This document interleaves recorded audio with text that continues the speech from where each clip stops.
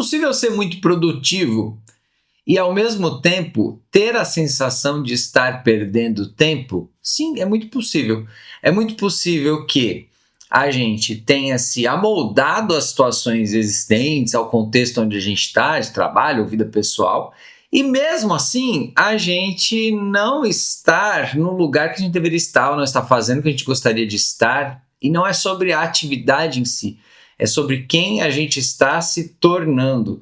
Muitas vezes a gente se adapta, a gente desenvolve a habilidade de adaptação, mas não olha para um lugar da transformação efetiva. Não é exatamente um fenômeno tão recente assim, mas a gente é estimulado à mudança. Quando você ouve, você tem que sair da zona de conforto, não dá para ficar no mesmo cargo muito tempo, não dá para ficar fazendo as mesmas coisas por muito tempo. Isso é visto e colocado como um sinal de acomodação, como algo realmente que não é bom. Ok, só que a gente entra nesse lugar de mudança, mas a gente não muda de fato. A gente muda o exterior, mas não muda o interior, que é onde realmente haveria a transformação. É como se você realocasse os móveis da sua casa, então você muda as condições externas, muda onde você trabalha, muda onde você mora, muda os cursos que você faz, mas internamente a transformação não se estabelece. Digamos assim que essa mudança externa é muito sedutora, né? Dá a sensação de que a gente está progredindo, mas a gente está, na verdade, fazendo uma transformação externa, a gente está fazendo algo que é como se você reformasse a fachada da casa, mas estruturalmente a casa estivesse condenada. Tem uma palavra, inclusive, que é mais corporativa, que é resiliência, né? Então, um colaborador que tem muita resiliência, se na vida você tiver resiliência, significa que você consegue passar por situações difíceis sem ser derrubado. Você consegue sobreviver, você é visto como uma pessoa forte, uma pessoa que consegue se adaptar, que consegue encontrar ali soluções para os desafios que te encontram. É visto como algo bom, a resiliência. E de fato é, não estou falando nada contra ela, mas ela é um lugar um tanto quanto perigoso, porque eu posso limitar a minha transformação, me adaptando. Então, há momentos em que a gente ativa a resiliência e é aquilo mesmo, e há momentos de transformação. Como é que a gente sabe o que a vida está nos pedindo? Aliás, é bem isso. A gente sente que está vivo, mas na prática é como se a gente não estivesse, porque a gente está só se adaptando ao contexto. E um contexto, especialmente só de adaptação, não é um contexto que resolve a nossa vida, nem que nos leva para frente. Eu diria até que não se trata de ir para frente, se trata de ir em direção a quem nós somos e a possibilidade, o que está disponível como um potencial dentro da gente, o que está disponível dentro daquilo que a gente pode viver, que a gente pode experimentar e que a gente pode entregar. O que é que a sociedade normalmente nos demanda? Nos demanda flexibilidade. O que é flexibilidade? Pegar aqui a minha régua. Eu consigo mexer na régua sem que ela quebre. Ela tem flexibilidade. As pessoas vão dizer, você precisa ser flexível na vida, ter a capacidade de entortar aqui um pouquinho, mas isso não te prejudicar, que a resiliência volta para o que ela era e ela não estraga. Ok. Só que tem uma outra possibilidade, que é a régua. Na régua não, mas é como se ela tivesse a capacidade de se quebrar e se transformar. Então, qualquer situação mais complicada na vida, de transição, de encerramento de ciclo, vamos pegar um exemplo. Por exemplo, um divórcio. Você pode ter a pessoa que se separa e se adapta e diz assim, eu tô agora num contexto em que tá tudo bem, eu já resolvi, eu tô aqui, acostumei a viver de novo sozinho, a estruturar a minha vida em função disso. E a outra pessoa, diante daquela situação, pode ter se transformado, revisitou o momento, a forma de se relacionar, a forma como ama e se sente amado. Independente de estar separada, ou de estar sem ninguém, ou estar com alguém, essa pessoa entrou num lugar de transformação. Então, veja só, não se satisfaça só com flexibilidade e com adaptação. Esse é o principal que eu quero te dizer aqui. Você não deve se satisfazer, você deve buscar flexibilidade, não é ruim. Mas há momentos que pedem de você não só flexibilidade, não só adaptação, pedem transformação. É a régua que se quebra e se transforma em algo diferente. E o que será que a gente perde quando a gente escolhe se adaptar ao invés de se transformar? Você tem alguma hipótese aí? O que é que a gente perde? Qual é a questão aqui? A questão é o que a gente pode chamar de uma forma bonita de desperdício ontológico. Nossa, Tomás, agora você falou bonito, hein? Desperdício ontológico, o que é isso? É eu perder a possibilidade de me tornar alguém que já estava ali. A vida deu a possibilidade de transformação, te deu todos os recursos, te deu a matéria-prima, mas você escolheu se adaptar. Vamos pegar um exemplo. A pessoa perde o emprego ou tem uma transição ali. Ela, dali 6 meses ou até menos tempo, ela conseguiu um emprego na mesma área, melhor até, está ganhando mais, está numa nova empresa e tal. As pessoas vão dizer o quê? Poxa, que legal, olha, no final foi bom, tá vendo? Olha, você teve aí, olha que situação que você está agora, uma situação melhor e tal. Fica parecendo que houve transformação, mas nesse caso não houve. Nesse caso houve uma melhoria, uma adaptação. A pessoa não sucumbiu, conseguiu manter centralidade para encontrar um novo emprego. E aqui, veja bem, não estou falando que isso é um problema nem que isso é errado, mas é preciso ter clareza na vida e perceber se era uma situação de transição mesmo ou se era uma situação de transformação. É essa a reflexão que eu quero fazer para você. Será que a vida não está te chamando para um lugar de transformação? Será que aquilo que você está vivendo, que às vezes é muito complicado e todo mundo sabe onde é que é complicado, você consegue dizer que pode ser que os outros achem que não, mas você sabe o quão desafiador é o momento que você eventualmente está vivendo. Será que essa situação não é matéria-prima que a vida te deu para que você possa entrar nesse lugar de transformação? Não estou entrando aqui num determinismo de se contente com isso, não. O que a gente tem é um cenário agora de adversidade, certo?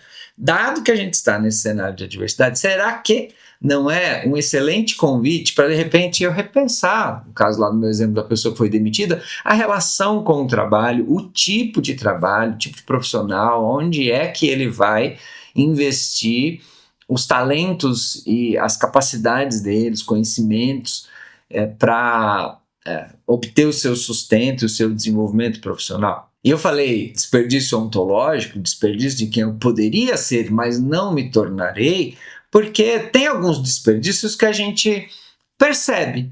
Então, meu filho estava lá brincando com a torneira aberta. Adora ficar com a água ali brincando. Mas dá para ficar desperdiçando água? Não dá. Eu vejo ali aquela água sendo perdida, né? Enfim, tem todas as questões aqui de água e tal. A gente vê esse desperdício acontecendo. Agora, e o desperdício de quem eu poderia me tornar, mas não me tornei? Não dá para ver. Percebe? Mas é bem difícil de ver aquilo que eu não fui fazer e que eu não me tornei. Será? Será que na vida você está perdendo a oportunidade de se transformar e de se colocar, caminhar nesse lugar diferente de vida, onde você pode se tornar e se satisfazer, se surpreender melhor com aquilo que você encontra? Agora, por que será que a gente desenvolveu essa capacidade de adaptação? Porque em qualquer desafio que a gente tem na vida, a gente precisa sobreviver. E esse instinto de sobrevivência que a gente tem é o que nos levou a desenvolver a capacidade de adaptação. Até aí, tudo bem. Só que eu preciso te lembrar, como eu te lembro às vezes nesse canal, você pode buscar um lugar não só de sobrevivência, um lugar de viver, um lugar de vida, vida que se pareça com vida. É esse lugar que a gente está buscando, porque sobrevivência é só, ok, tá bom, já melhor que nada, mas percebe como é raso? Quando eu me torno um mestre da adaptação, quando não há situação que me derrube, a situação que seja um problema para mim, eu estou me sujeitando talvez a qualquer tipo de situação e me afastando da minha real identidade, daquilo que eu tinha como objetivo, ou daquilo que está mais conectado com o meu ser. Agora, qual é a pergunta do milhão? A pergunta do milhão é: como eu vou saber diferenciar se aquilo que eu estou vivendo, o problema, desafio que eu estou vivendo é um desafio para transformação ou para adaptação? Parece importante saber diferenciar isso, né? Inclusive, aproveito para pedir para você se inscreva no canal, porque aqui você aprende bastante coisa sobre gestão emocional, sobre gestão de vida. E uma delas é saber a diferença entre a adaptação e a transformação. O que a vida está te pedindo neste momento? Muito difícil eu te dar a receita de bolo, mas eu vou te dar alguns critérios que você pode utilizar para isso. Um dos critérios é o critério da recorrência. Se você já viveu esse problema várias vezes, se você já teve que resolver isso 2, 3 ou mais vezes, talvez seja um sinal de que não seja uma questão de adaptação, seja um lugar para transformação.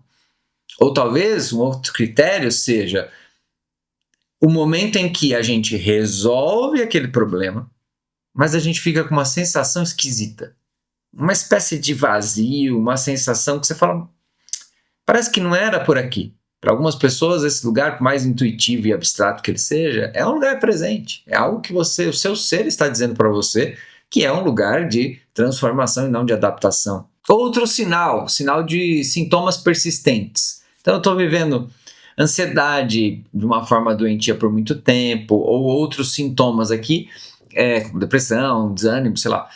Você percebe que você vive um sintoma, que é um grande sinalizador de transformação, mas você não está dando a resposta a ele, então ele persiste. Um outro é a dúvida, um questionamento persistente. Não é um sintoma persistente, mas é um questionamento persistente. Sabe aquela pergunta, será que é isso mesmo que eu devia estar fazendo? Será que é isso mesmo que é vida? Perguntas que parece assim, você vai lá, você resolve a situação, mas fica ainda aquela pulga atrás da orelha que fica sempre voltando na mesma pergunta, pode ser um sinal de transformação. Outro é um custo associado. Então você se adapta, você dá conta do recado, mas parece que cada vez mais você precisa ter ali atitudes de manutenção para você não sucumbir.